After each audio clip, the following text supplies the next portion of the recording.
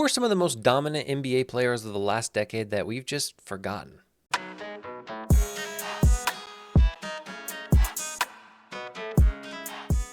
Welcome back to the Green Beans Go channel. It's your host, me, and today we're taking a look at the weirdest stat leaders of the last decade. We're taking this all the way back to 2013, the year that I graduated from high school. That's right, I am 11 years out of high school, and why don't we throw it back? So here's how we're going to run through this. We're going to look at the top 15 players in the categories that I've selected, and I've blurred out number 1 for each of these, and then on the next slide you'll see the winner. So first, in 2012-2013, we have total rebounds, and you see some big names on this list: Dwight Howard, Vucevic, Reggie Evans, who I completely forgot about, David Lee, who I forgot about as well, Zach Randolph, Greg Monroe, Tristan Thompson. But who is that number 1 guy? Before we talk about the rebounds, let's look at the assists. Chris Paul, Drew Holiday, Russell Westbrook, Darren Williams round out the top 5. But the guy at number 1, who could he be? And he's quite a bit ahead. I mean, 678 to 704 is a big jump. So let's take a look at the rebound and assist leader from 2012 and 2013. And it was, yes, I'll give you a minute, Omer Asik and Grievous Vasquez, a Maryland point guard, Grievous Vasquez. That is absolute. I mean, you could have given me all day to guess these players, and I would have never come up with them. 2 guys that I think have been forgotten about in the NBA. Moving on to 2013-2014. Offensive rating is a statistic that estimates the points produced or scored per 100 possessions. So really, it's kind of an efficiency metric to see, how efficient you are per possession, how many points you're putting on the board per possession. So offensive rating, we have guys like Chris Paul, Kevin Durant, Andre Drummond, DeAndre Jordan, LeBron James, Jose Calderon, Kevin Love, James Harden. I mean, most of these guys are Hall of Fame guys, but who is number 1? We'll talk about that in a second. 2-point field goals, we have Al Jefferson, Kevin Durant, LeBron James, LaMarcus Aldridge, DeMarcus Cousins, Carmelo Anthony. But again, who is number 1 in both of these categories? Robin Lopez? Are you kidding me?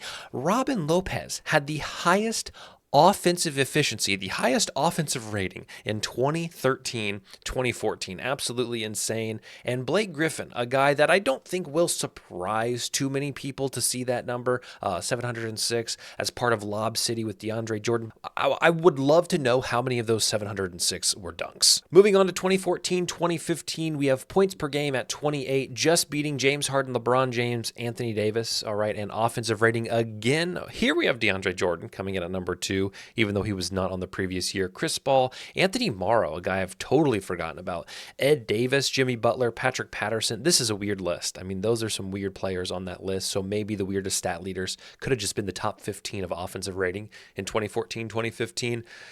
Russell Westbrook did lead the league in points per game, and I don't think that's necessarily weird or a big shock, but it did surprise me to remember that he was leading the NBA in points, beating out some of these big names. A guy that we're used to seeing fill the stat sheet up, top to bottom, assists, rebounds, everything, and to see him leading at points per game did shock me a little bit. But Tyson Chandler is actually your leader for offensive rating in 2014-2015 with Dallas. Moving on to 2015-2016 blocks per game.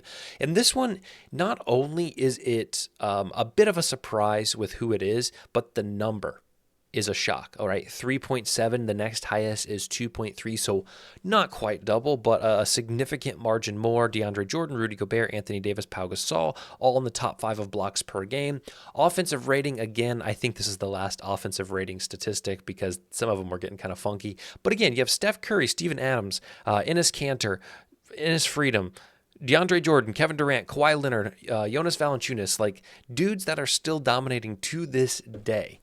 Let's take a look. I actually don't think the blocks is going to be that surprising to anyone. It is Hassan Whiteside. This was when he was really starting to gain some notoriety in the league. I think he had that famous interview where he said, "I'm just trying to get my 2K rating up." I'm just trying to really get my NBA 2K rating up.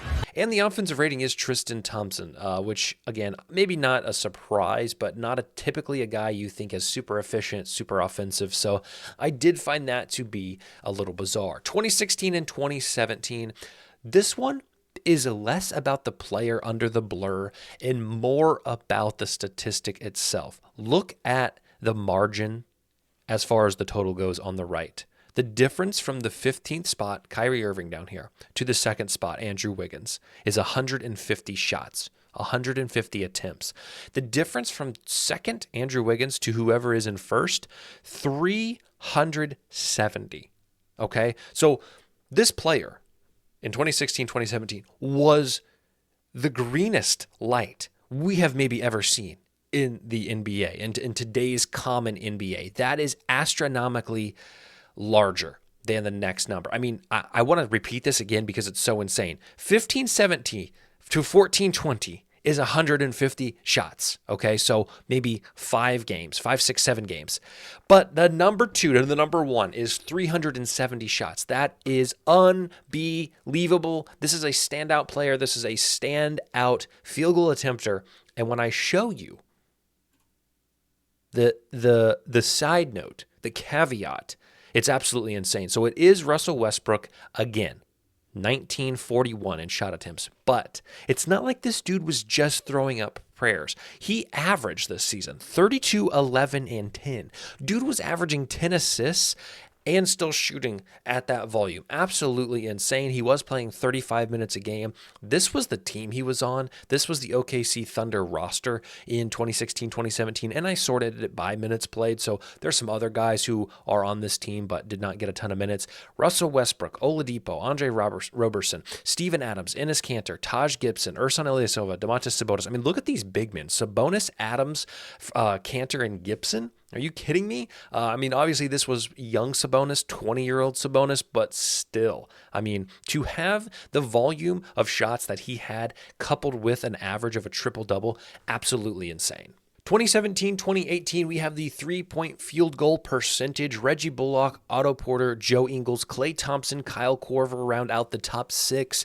And I do think the number 1 is going to shock you, mostly because of the position that this guy plays. You can see that all those guys in the top 5 or 6 are shooting guards, small forwards, guys that are not handling the ball necessarily and are looking to distribute. There's your hint. It is a point guard, and it is Darren Collison from the Indiana Pacers, a guy who has retired from the league and was actually on an episode of like Selling Sunset or something I saw. But he did have almost a 50% three-point field goal percentage in 2017-2018. A guy that I think is kind of forgotten about in the NBA, but certainly was a great player for the Pacers. 2018 and 2019 is just a skip, guys. I don't know how else to say it. There was nobody on the entire list of statistics that I think would shock you, so we're moving forward. 2019, 2020, keep in mind this was the bubble year. This was the year where COVID began, and they all went to Orlando and played the playoffs, the tournament, the championship in the bubble. So the assists per game leader this year averaged 10.2 assists. We have Trae Young, Luka, Ricky Rubio, Damian Lillard, Ben Simmons, James Harden, like dudes that you recognize to this day that are still playing at a high level. I mean, this list of top 15 is tremendous. And who's number 1? And it's not somebody that I think is going to shock you in terms of their caliber or their ability, but in terms of remembering that this guy was leading the league in assists is pretty remarkable. 10 assists for LeBron James. They did win the championship in the bubble. He did win the Finals MVP award. And it's a guy that you know can do it all, can stuff the stat sheet, rebounds, assists, points, you name it. But to have him lead the league at averaging a double-double is pretty unreal. So, shout out to the greatest of all time. I said it.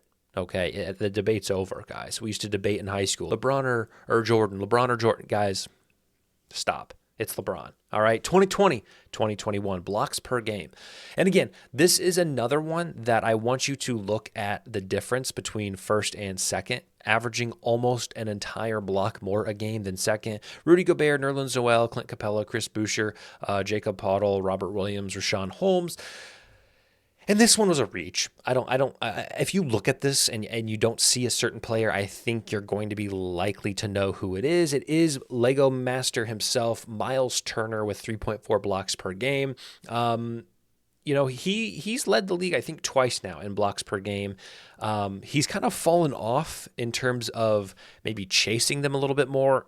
He still gets 1 or 2 a game, but he's nowhere near that number. He likes to space the floor now and shoot a bunch of threes, but that's for another video. 21 and 22 these years, points and assists. We have the points leader just barely edging out DeMar DeRozan by less than 50 points. Joel Embiid, Jason Tatum, Jokic, Giannis, Doncic. Okay, so again, this is one that if you showed me this list blind with a blur, I don't know if I'm getting it. If I don't remember last year, it was 2 years ago, sometime. Okay, 2 years ago. If I don't know for sure, this one's kind of tough. Assists. Chris Paul, James Harden, Halliburton, Murray, Jokic, Garland, Ball. So again, another guy that I'm not sure who it would necessarily be, but it's actually Trae Young for both. Led the league in points scored and assists total. He's only the second player in NBA history to ever do that. Nate Tiny Archibald in 1972 was the first and only other player to do that. So to lead the National Basketball Association in points and assists is remarkable. It's historic, and it's something that I really didn't hear discussed very much.